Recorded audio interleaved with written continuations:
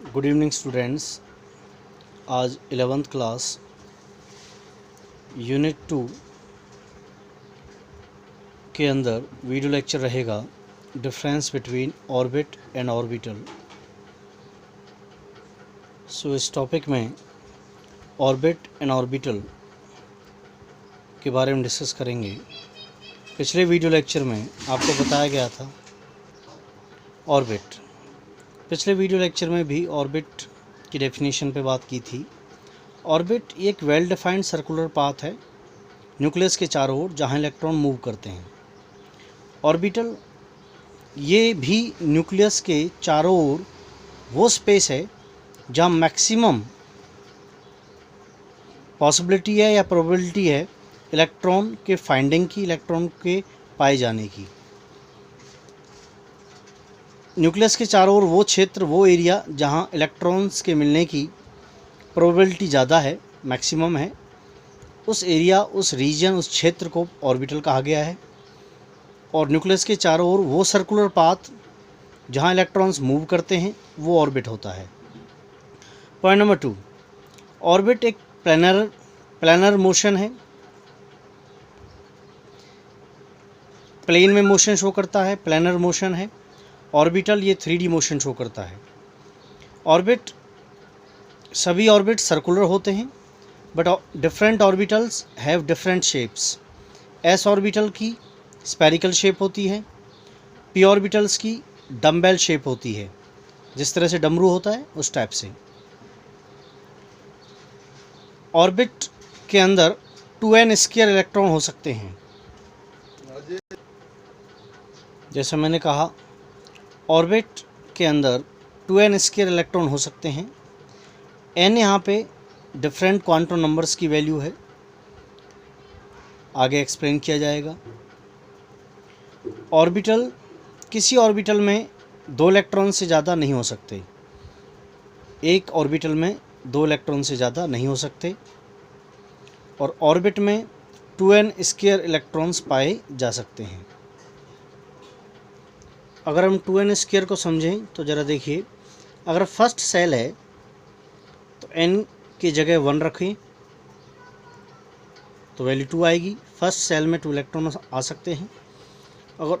अगर n की जगह in place of n we put 2, अगर सेकंड सेल है देन इलेक्ट्रॉन्स की संख्या 8 रहेगी। सेकंड सेल में इलेक्ट्रॉन्स 8 हो सकते हैं। इस तरीके से 2n स्क्वायर ये वाला रूल फॉलो करता है। पिछले वीडियो लेक्चर्स में आपको बताया गया था स्ट्रक्चर ऑफ एटम के अंदर हम जानते हैं सेंटर में, एटम के सेंटर में न्यूक्लियस होता है और न्यूक्लियस के चारों ओर ये सर्कुलर जो पाथ्स हैं, ये सर्कुलर पाथ्स, ये ऑर्बिट्स हैं। फर्स्ट सेल, सेकंड सेल, जिनको हम K, L, M, N and so on ऐसे शो करते हैं। अगर पहला सेल है तो n की वैल्यू यहाँ 1 रहेगी। सेकंड सेल है तो यहाँ n की वैल्यू 2 रहेगी। सो पहले सेल में 2 इलेक्ट्रॉन्स मैक्सिमम और सेकंड सेल में 8 इलेक्ट्रॉन्स एंड सो ऑन। आगे इसमें पॉलीज एक्सक्लूजन प्रिंसिपल पे बात करेंगे। पॉलीज एक्सक्लूजन प्रिंसिपल क्या होता है? According to this, an orbital can accommodate maximum of 2 electrons and these must have opposite spins। बहुत ही आसान है स्टूडेंट्स। पॉलीज एक्सक्लूजन प्रिंसिपल, ये प्रिंसिपल कहता है कि एक ऑर्बिटल में मैक्सिमम 2 इलेक्ट्रॉन हो सकते हैं और वो ऑपोजिट स्पिन में होने चाहिए। मतलब एक क्लॉकवाइज तो दूसरा एंटी क्लॉकवाइज। और यहीं पे बात करते हैं Hund's rule of maximum multiplicity. Hund's rule ये क्या होता है? बहुत ही आसान है।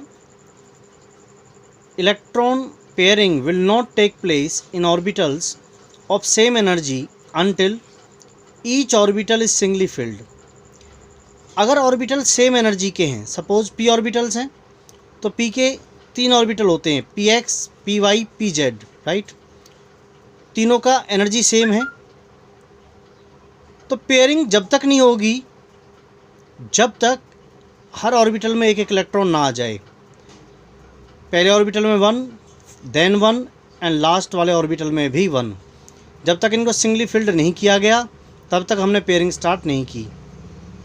अब अगर 4th इलेक्ट्रॉन आएगा तो यहाँ पे आएगा पेयरिंग स्टार्ट होगी। ये है हंट्स रूल। ऐसे डी ऑर्बिटल्स 5 डी ऑर्बिटल होते हैं, 5 डी ऑर्बिटल होते हैं। पहले हमने सभी को सिंगली फिल्ड किया है, एक एक इलेक्ट्रॉन सभी में डाला है। अब अगर 6th इलेक्ट्रॉन आएगा तो यहाँ आएगा तो पेयरिंग स्टार्ट होगी। Then 7th, 8th, 9th and 10th।